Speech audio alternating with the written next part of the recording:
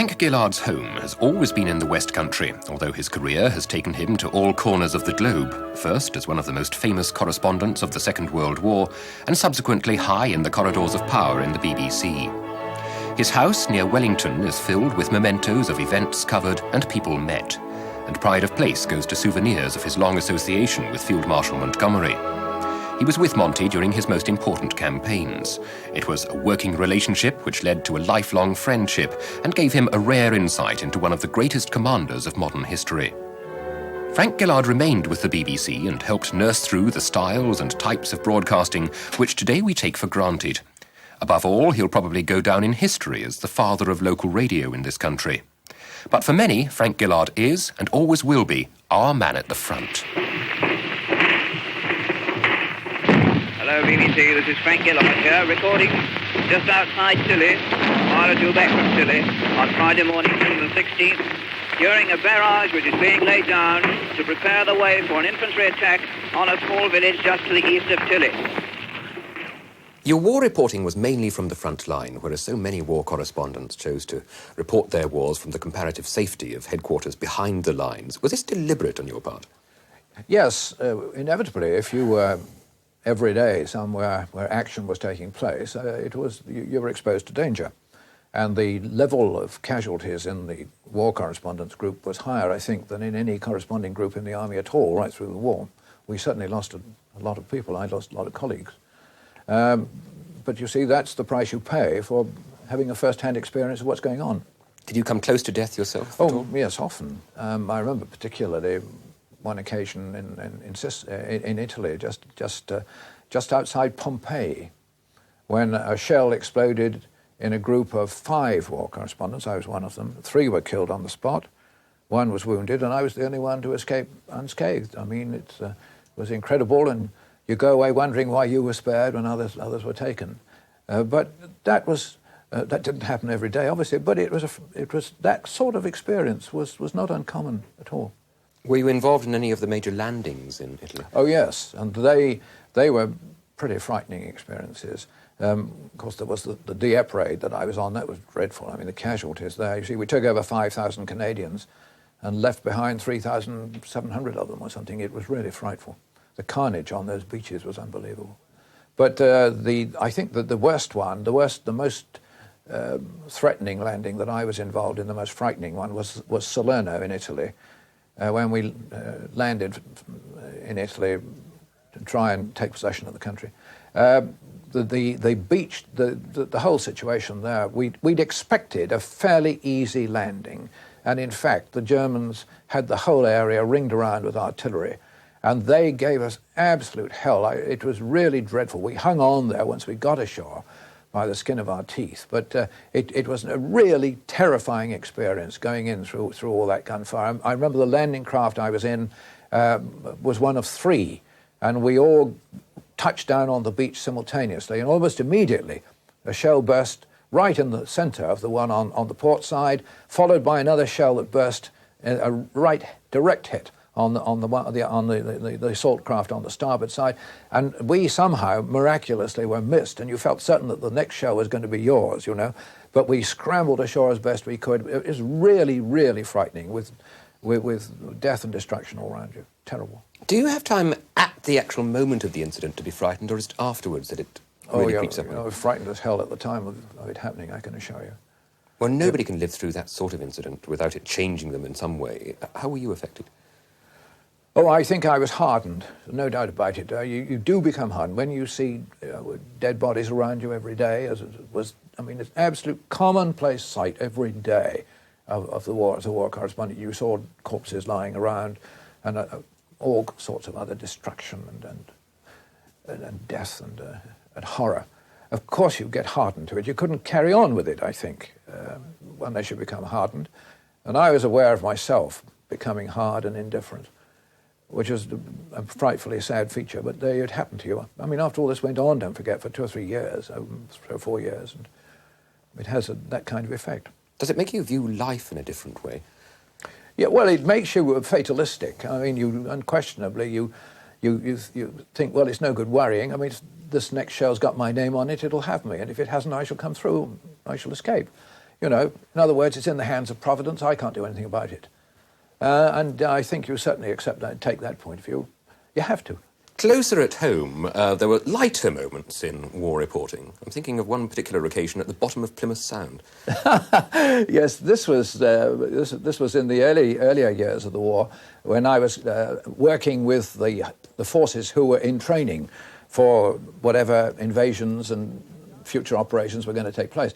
And down in Plymouth, I discovered there was a port construction company of the Royal Engineers who were working on the seabed and training themselves to cope with any obstructions that the Germans might put in the harbours and ports of France once we landed over there. And I thought it would be fun to go down onto the seabed and see what they were doing, you know, walking about on the seabed of Plymouth Sound. It seemed very attractive indeed. And so they said, yes, they rigged me up in a diver's suit and I could go down. But they said, no doubt about it, you'll come arse first up to the surface again. They put on this diver's suit. They put a microphone inside the diver's helmet. They ran the wire from the microphone down my arm and out of my sleeve here, and they bound it up very tightly, hoping that would be watertight, and tossed me into the water, and down I went, and walked about in the murky depth of Plymouth Sound on the seabed. And all went well, and I was able to do a nice little commentary for the first minute or two, but then water pressure, which was quite considerable at that depth, began to burst through my sleeve here, where the wire came out. And before I knew what it was, I had a great spurt of water coming into my diving suit, shooting right up my arm and filling the suit. And I thought, my God, I'm going to be drowned here inside a diving suit on the seabed of Plymouth Sound. So I yelled into the microphone, haul me up, haul me up. And I'm glad to say I came up head first, not arse first, but I did come up pretty quickly, and I was absolutely soaked, because the whole thing was full of water, you see. By the time I got to the surface, it was almost up to my chin. And every scrap of clothing I had on, of course, was saturated. And I hadn't a dry suit anywhere nearer than Bristol that day. And so I drove to Broadcasting House in Plymouth, saturated, soaking wet, and stripped off everything I'd got, and it was all put in the boiler room. And there was a bed for a night watchman in one of the studios at BBC Plymouth, and I climbed into this bed and stayed in bed until my clothes was dry enough to wear again. After an incident like that, didn't you start to ask yourself, why on earth am I doing this? Why didn't I stick to the comparative safety of schoolmastering? Oh, well, no, I don't think so. I don't remember feeling like that. I thought it was rather fun, actually. What about the Blitz in Exeter and Plymouth? Were you here for that? Yeah, I reported the Plymouth Blitz in the days after it happened. I can't say I was there when it took place. I was asked by the BBC External Services as a Devonian, because I was born in Devon. They thought it was nice for a Devonian to report on Plymouth after the Blitz. And I remember going down and calling on the Lord Mayor, Lady Mayoress. That was Lord Astor and Lady Astor. And Lady Astor had plenty to say about the Blitz and what she thought about the Germans, I remember. Exeter was a different story, because I was there at the time. And I remember the day after the big Blitz on Exeter. It was a Monday. And I got into Exeter, and of course the whole city was in a tragic state. But the great place to go to was the cathedral. What had happened to the cathedral? And this was quite early in the morning, and of course a bomb had come straight through and exploded inside the cathedral. Well, the police and the other guards around the place wouldn't let me in, so I went to see the bishop. And he knew me, and he said, I'll take you in. And so we went in through his garden, through a great hole which had been blown in the wall of the cathedral, and inside we stepped. And I shall never forget the scene inside the cathedral that morning, because this bomb had exploded inside the building, and the devastation was simply terrible. I mean, the rubble and the debris were knee-deep inside the cathedral, and there was the bishop and I sort of stumbling through it and trying to find this, that, and the other article. It was dreadful, and of course a marvellous story to tell over the air in the middle of the war. I mean, there was Exeter, I mean, a civilian city if ever there was one, desecrated like this by ruthless German bombing, quite purposeless, just to terrify the population. And I really longed to tell this story to the world, and dashed back to Bristol, which was the nearest microphone position, did what I thought was a fairly powerful and effective report on it all. And it was the BBC in London who received it, said, yes, fine, we'll put it in the 9 o'clock news, this is admirable. And do you know, at 5 minutes to 9, the censor came through and killed it, stopped it, on the grounds that it wasn't certain that the Germans knew that they'd hit Exeter. And if this broadcast went out, they would know that they'd found their target, and this would be giving them intelligence and information that's best withheld. It was the most disappointing experience of that period of the war for me. Wouldn't it have been much better from the propaganda point of view to put it out there? Well, yes, I think so too, but I suppose somebody weighed the advantages of propaganda against the disadvantages of giving intelligence to the enemy, and decided that the disadvantages outweighed the advantages. Well, there was an example where, as you say, you had a great story and you longed to tell the world. What really motivated you as a war correspondent? Well, it's very hard to say. You see, I felt that if I was going to give up schoolmastering, which was my job up to then, my regular job, I ought to do something that was definitely, clearly connected with the war effort, and which didn't, as it were, put me into a very safe little corner somewhere or other where I'd come to no harm. And if I was to work in the BBC, and that was what I was called in to do, I preferred to be a war correspondent, where at least if I wasn't actually fighting, I'd be near the fighting and exposed to some of the risks that fighting men were exposed to.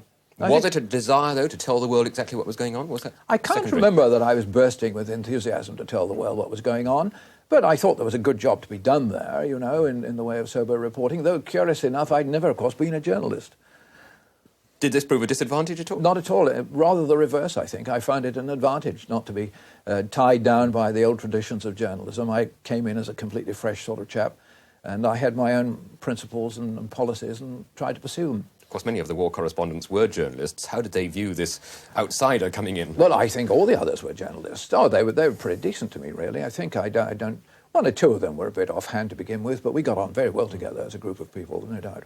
Mind you, we suffered the same inconveniences and problems and difficulties and hindrances. That tied us all together in a common brotherhood. Well, later in the war, you ended up as war correspondent with Monty. Now, what was Monty like? Because I'm sure a lot of people, like myself, believe he was a very aloof sort of character. Well, he may have been to some people. I can only speak as I found him. He was never in the smallest degree aloof to me. Mind you, a war correspondent is in a special category. He's not an officer, he's not a subordinate to the general. He's still a civilian in uniform, so he doesn't have to salute him and observe lots of protocol and that sort of thing. You can be very direct, you can disagree, you can argue, and I used to do this with Monty right from the beginning. And he appreciated it, he liked it, he enjoyed it. And in no time at all, I found he was calling me Frank. I never called him Monty, I always called him Sir, actually. But I didn't, I didn't kowtow to him in any way. And he gave me the freedom of his mess, and he was frequently asking me to meals with him. He was always wanting to find out, well, how do you think it's going now? And what's the feeling in the army? Tell me, what do the chaps say when you meet them? You're talking with them every day, Frank. What sort of reactions do you get? He wanted feedback from me about the morale of his troops. And when it came to broadcasting himself, and he did a lot of it during the war, he always used to say to me, I like doing this because every time I speak into your microphone, I am in fact speaking to every man in my army. This is the only way I can do it. And I welcome the opportunity. And not only am I speaking to the men in my army, but I'm speaking to their fathers and mothers and wives and sweethearts back home. And it's very important for me to be able to convey to those people back home that we're trying to do something out here that is important, and that I am convinced we can do it successfully, and that their men are not engaged in a wasteful exercise, and so on. He had all those principles very firmly in his mind. He had a grasp of this which transcended the grasp of any other military commander that I had anything to do with during the war. Since the war, though, almost every war film that's made, there's a sort of caricature of Monty. Was he anything actually like that caricature? Well, I think he lent himself a bit to that. He had a rather strange, sort of perky little voice. And, of course, he had funny gestures. And the fact that he was a teetotal man and didn't smoke and that sort of thing all enabled a certain sort of caricature picture of him to be built up. Which he didn't really deserve. And I think it's a tragedy that he seems to be going down into history, as you say, as a caricature. And I would like to say that he was a good, warm, sensible, intelligent human being who saved tens of thousands of men's lives in the war by good generalship. He didn't smoke, he didn't drink, but you were telling me one thing which came as news to me. He was a bit of a gambler on the side, wasn't he? Yeah, he actually, you know, if you had a meal with him, I mean, there was wine always available. I mean, I'm not saying during the war, but in post-war years, if you went for a meal with him, he always say, do you smoke? Smoke if you want to. Or he'd say, have wine with your meal and so on. He didn't object to it too much in other people. He just didn't do those things himself. He was a gambler, and that astonished me when I found it out. I found it out just in the last Christmas of the war. He invited me to lunch with him on the Sunday before Christmas at his headquarters, which was on the border between Holland and Germany. And during lunch, he said, well, Frank, when do you think the war is going to be over? And I said, I was taken aback by this, actually. I said, well, according to you, sir, it should be over already. And he said, what do you mean? And I said, well, I've got a recording that I made of you a day or two after we landed here in Normandy, when you were talking to the 6th Airborne Division, and you said it will all be over by Christmas. And now it's Christmas, and it's not over. And he said, yes, of course. If I'd been left in full command of all the ground forces, it would be over by now. No question, I should have had it over by now. But he said Eisenhower decided that he had to take over the command himself, and look at the mess we're in now. When do you think it's going to be over? So I said, well, I don't know, I suppose middle of next year, perhaps, middle of 1945. What will you bet? He said. Well, that really floored me, I thought he was joking. Really? And I said, well, I'd bet £1 on it. He always said, I want a proper bet. £1 is nothing. So I said, well, £5 then, if you like, which was a lot of money for me in those days. And he said, well, that's a pretty feeble bet, but I'll take you on, £5. Where's my betting book? So his ADC was sent off to find his betting book, which was a leather-bound book, would you believe? And a special page was provided, and he duly inscribed on this page that on that date he had undertaken a bet with me that the German war would not be over before the end of June 1945. And he signed it, and I had to sign it. And I said, well, I have some misgivings about this. And he said, what do you mean? And I said, well, nobody knows quite how the war is going to end. It might end quite clearly, definitely, on a given day. But just as likely, it might just peter out. And it might be left to you, as the army commander or the army group commander on the spot, to declare that on a given day the war officially ended. And if it happened towards the end of June, you might be looking at your betting book. For a fiver, he'd checked history. You might decide to defer that date to the beginning of July. So he said, you want a referee? And I said, yes. He said, right, we'll make the Speaker of the House of Commons the referee. So all the details were sent to the Speaker of the House of Commons, who in due course wrote back and said that he would be only too happy to adjudicate on this bet. But of course I won the bet, because the war ended in May, beginning of May. And I thought Monty would pay up and look happy about it, instead of which I saw him endlessly in the weeks after the end of the war.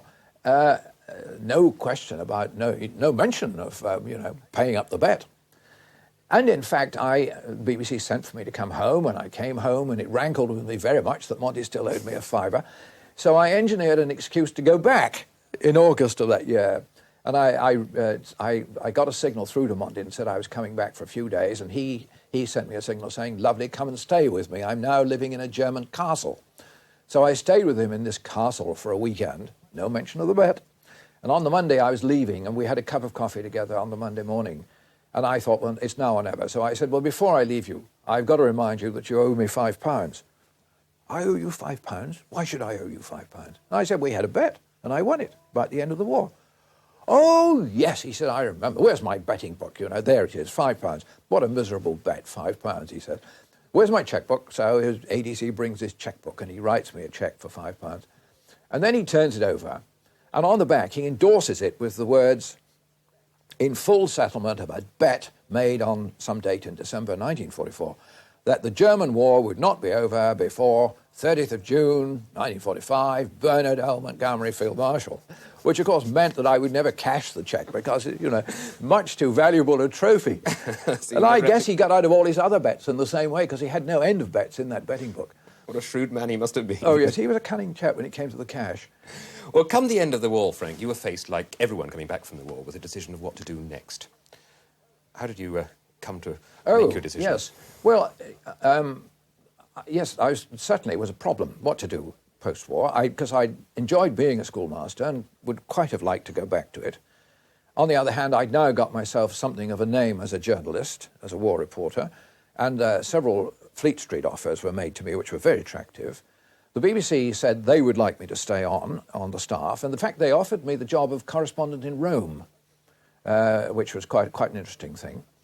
But then they came up with a further offer of programme director for the West region of the BBC at home here in England, to be based in Bristol. And as I was a West Countryman, that was an irresistible offer.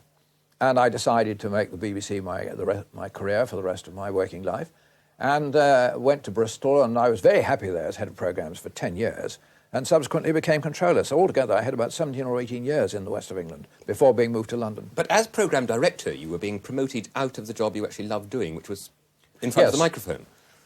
Well, yes, I was quite prepared at that stage to give up being a microphone personality in a big way. Richard Dimbleby and Richard was a great friend of mine, Richard and I had a lot of talk at the end of the war about what we were going to do post-war. Richard quite made up his mind that he was going to leave the BBC staff. He'd been a war correspondent too, you see. He was going to leave the staff and try his hand as a freelance broadcaster. He thought he'd make out as a commentator, narrator, interviewer, that sort of thing. And he said to me, you ought to do that too. You know, there's going to be plenty of call for that kind of work, and you'll get plenty of work out of it.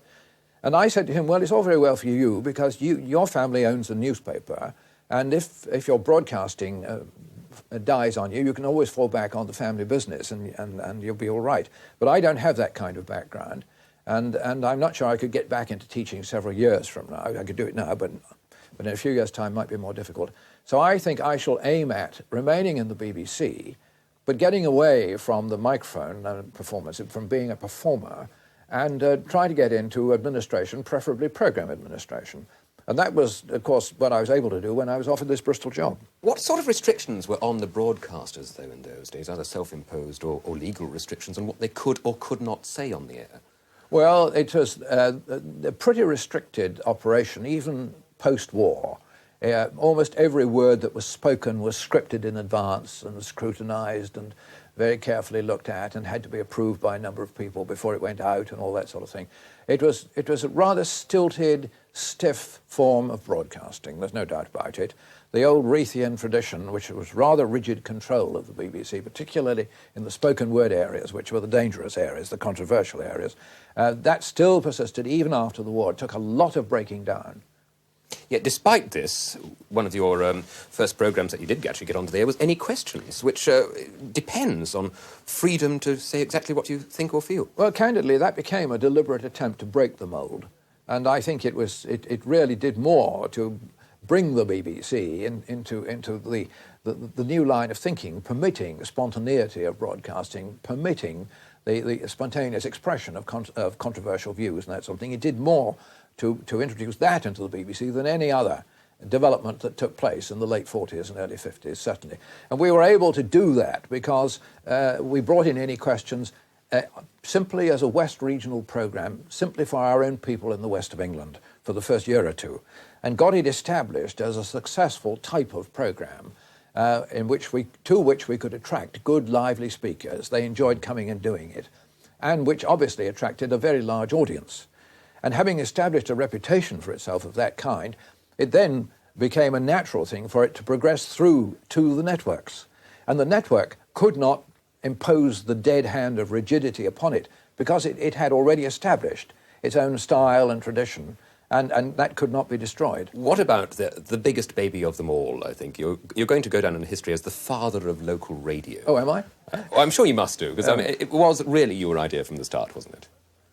Well, of course, local radio was not a new thing in world broadcasting. Local radio was very common in the United States. And it was there that I had a sabbatical 3 months in the United States in 1954, I remember, and came back full of the idea that local radio could make a substantial contribution to local life and community life, and that the BBC really ought to be doing it. Remember that the BBC started as local radio. And in 1924, when broadcasting came to Plymouth, the Plymouth station was a local station. It only had a radius of 5 miles or so. It was a very low-powered local station and concerned itself with what was going on in Plymouth. All that got swallowed up in the great regional and national activities of the BBC, and the local stations went out of existence after about 1930. I thought it was high time we reinstituted them. Why? What could local radio do which a regional station couldn't do? Well, if you will admit that in the whole span of print journalism, there's room for the local paper. And you must admit that, because the local paper is a very, very valued amenity to every community in this country, and particularly here in the west of England, where we have some absolutely first-rate local newspapers. If you will admit that, you must admit that a medium like radio ought to be able to make a contribution to local life, which is parallel to the contribution that BBC Radio had undoubtedly made to national life and regional life. In earlier days, the roots were there because the church was a big influence in people's lives, and there were other factors which encouraged people to take a lot of pride in their locality and really to participate in local events. Nowadays, so many of those ancient traditions have withered a bit, and we need new ones. And I felt that local radio could help people to develop their roots and become proud of their localities and take part in community interests if they knew about them. And local radio could inform them. Well, having, if I can say, fathered the child and then almost acted as midwife to the baby, are you happy with the way it's developing? Well, yes, I can't wholeheartedly say that it's gone the way we conceived it. The main trouble about local radio, as I see it, is that we conceived it as being really community radio, that the local radio station would serve one clearly defined community, the city of Exeter, the city of Plymouth, the city of Bristol, whatever. And we saw that there would be at least 60 BBC local stations, if not more, in order to achieve that in this country. Now, pressure of circumstances. One of these pressures comes from lack of money. Another one comes from shortage of radio frequencies, radio channels, has caused the limitation of the number of stations, so that the BBC already still has less than 30, I think. Now, because of that, it's still anxious to reach as many people as it can through the local system. What it is doing is it is enlarging the areas to be served. So that instead of city radio, you're having county radio. Now, the county radio is a jolly sight better than nothing. There's no question about that, and I'm delighted to see it. But it's not as good as it would be if it could be more localised. So simply because I really take the case of the county of Devon, I doubt very much if the people of Bideford are terribly interested in what's going on in Torquay. The area is too large. Really, I think North Devon and South Devon at least ought to be separated and have separate transmitters. To me, they always seem to be two quite different areas and different interests. But circumstances, at least at this time, don't permit that. I hope it might come in the future. But this has changed the nature of the service that we envisaged. If I can go back to that family analogy, you've been a lifelong bachelor, but it strikes me that even now, though you've retired from the BBC, you're still married to broadcasting. It's been a total commitment. Do you regret that the commitment has been so total, perhaps? Well, I think I have more interest than you might think. And I'm aware of the fact that one can become a sort of one-track minded person. But, you know, I have a rural country background, and my brother-in-law, I'm a partner in the farm that my brother-in-law runs here in Wellington, and I'm interested in, therefore, in agricultural affairs and that sort of thing. I'm involved. I've been on the finance committee of Exeter University for a good many years. I've been chairman of the governors of Wellington School. I'm the chairman of the board of an educational foundation which provides visual aids for teaching institutions all over the country, quite a big operation. I do have a background of other interests, which gives me a different outlook. And of course, I do a lot of consultancy work overseas in America and Australia. Can you watch television or listen to the radio as a totally dispassionate viewer or listener, or are you always being critical? Always being critical. It's very difficult. I mean, almost every night I go to bed thinking, if it were not for the fact that I was once a managing director of the BBC and a member of Board of Management, which would make it appear that I was criticising my successors, and that would be insufferable and unpardonable. If I were not that, if I didn't have that background, I should, before I go to bed tonight, write a letter of protest or a letter of criticism to that producer or that director about this, that, or the other thing that's outraged me during the evening. Frank Gillard, thank you very much indeed.